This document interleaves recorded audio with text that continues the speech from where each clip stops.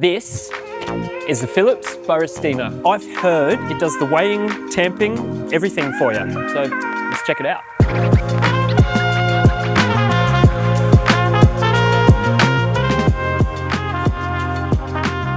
Here we go. Nicely packaged. Let's see if I can get the thing out. That's your portafilter nicely boxed. Instruction manual, very important. Flip this around. Let's get this box out of the way. Okay, pretty clean, pretty schmick. And if I spin that around so you guys can have a better look, power cable already connected, and it looks like it's got a bit of a QR code on the top here to get some further instructions. Do you know what? Let's get this packaging out of the way. What we need to do next is we need a power cable. First impressions, pretty clean. Kind of reminds me of a computer. So by the looks, yeah, we've got premium plastic for most of the build. Water tanks just on the back here with easy access and a nice little lid. And then looking at the front here, again, we've got a cute little drip tray that looks like that's detachable, which is pretty awesome. So easy to empty into the sink. And then we've got 3 buttons on top here, which looks like single shot, double shot, or small cup, large cup, and possibly a grind function, I reckon, on the front there. So pretty clean, nice and compact if you've got a small kitchen. Yeah, looking good so far. Now let's have a quick look at this portafilter. Super lightweight. Nice to hold handle. And I believe this does fit in and operate by itself. So pretty cool. You can kind of see on the inside there's a bit of a basket or a mesh basket on the bottom. So this click button on the bottom apparently empties the portafilter so we can easily dispose of our old grounds. Cool. And using that button, we don't need a knockbox to hold grounds afterwards. We could just empty that nicely into the bin. This is a new contraption. I'm not used to using one of these, but it looks like it's gonna fit pretty nicely and snug. So that's where we engage it, and then it looks like the machine will, as I mentioned before, do it itself, but that'll flick that across and start brewing, and then that gives us room to put our cup. And let's plug this thing in and let's put some coffee in the hopper. We are plugged in. I'm just about to throw some coffee in the hopper. To my knowledge, we can make a normal espresso, we can make a slightly longer yield or a lungo, you'd call that. And if you are using pre-ground coffee at home, I believe we can use this middle button. Of course, we'd always recommend using whole beans for home, just so your coffee stays nice and fresh. And obviously we have the hopper on the top that allows us to do so. So just before I throw some coffee inside, we're going to be using the Black Market Rhythm blend, which was only roasted just over a week ago. So nice and fresh and ready to go. I've got a 250 gram bag, so let's just fill up here, but it looks like we'll probably empty about half. So it's probably about 150, 125 volume. All right, let's whack our lid back on. Beautiful. Plug and play, ready to go. All right, so we will be experimenting with a couple of different roasts or a few different coffees, but we're using our Rhythm blend, which isn't quite a dark roast, but sort of heading in that direction. A relatively bold profile with lots of dark chocolate and caramel coming through. All right, I need some glassware, I need some cups. What I've done, guys, is I've actually read the instructions now, and the button on your left-hand side with the small cup, we are making normal espresso, okay? So maybe a 1:2 ratio. On the right-hand side, we've got a larger cup, which looks like we can make a lungo, so a longer yield or more liquid espresso. And in the center, this is the intensity button. So if we hit this or using this function, we're going to use a larger dose of coffee of 11 grams instead of 9. So that's a good start. We've got a few options there, which is cool. Or what are we going to start with? Let's start with the intense button. I'm going to whack our glass in here. Let's make a normal espresso. Let's make a normal espresso for our first shot. So I'm going to hit this button on the left-hand side with the small cup on it, and I'm pressing it right now. We've got movement. All right, so the beans are kind of dancing in the hopper. That's kind of fun. Whatever technology is inside, I guess this is accurately weighing and dosing our coffee for us. Okay, all right, we're in. We're making coffee. All right, portafilter's locked in, engaged by the looks. Single shot, normal espresso button, still flashing, we're good. Cool noises. And there's some espresso coming. Beautiful. Cool. We had a couple of noises at the start, but do you know what? I was glad to hear those because I knew we were making coffee. Process is finished. Okay, button stopped flashing now, so we've got our first espresso here, guys. Cool. Excellent. Should we try it? That was so easy to set up.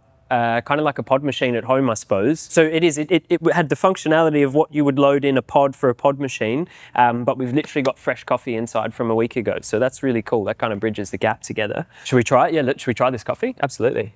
Looking at it, guys, we've got crema on top. I didn't tamp, I didn't clean up my handles. The machine did the whole thing for me, which is really cool. Let's give it a go, shall we?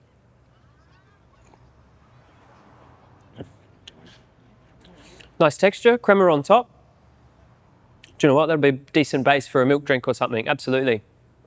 Super decent. That is espresso, and that was by far the easiest espresso I've ever made in my life, for sure. Flavor profile wise, it's relatively balanced. We've got crema on top, and like, my goodness, I reckon you make a pretty decent flat white or latte with one of them. I've removed the portafilter after making our first shot. Let's test out the emptying contraption. I assume I do this. I'll press this button here, which does something. Hey! Oh, cool, that was easy.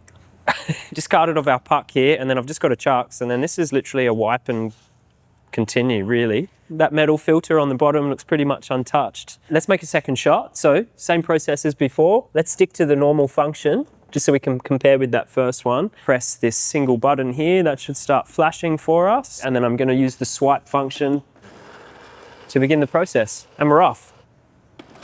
I find that quite cool, the automated swipe of the looks like we are done. So there was another little sound there that sounded like a bit of a runoff.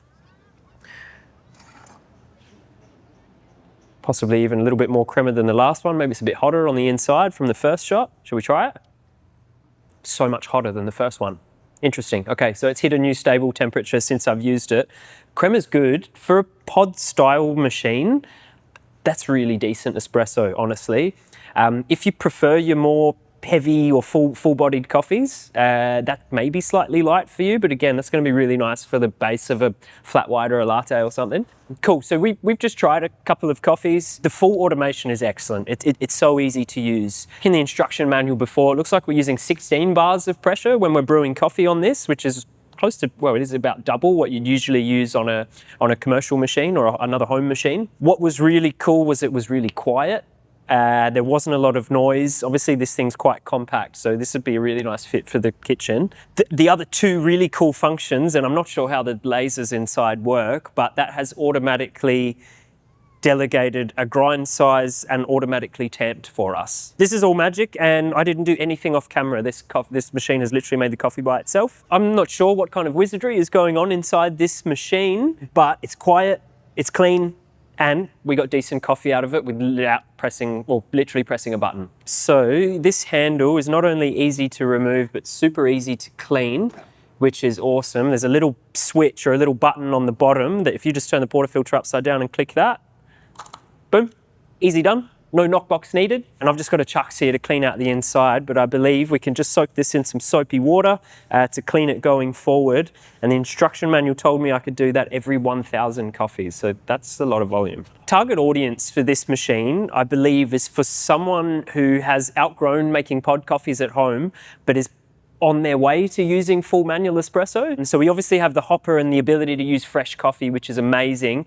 but takes away a lot of the manual labor, weighing scales and stuff involved. So you're kind of doing the same thing with a bit of a cheat sheet or a shortcut. This machine is designed for someone who would like to use nice fresh coffee at home, but possibly doesn't want the faff. So it's a bridging model between full automation and full manual espresso at home. So what's the verdict on this thing? Using fresh coffee at home? Great. Full automation and espresso style coffee at home? Great. Multiple shots. If you've got friends coming over or a party, you could pump through quite a few coffees with this quickly.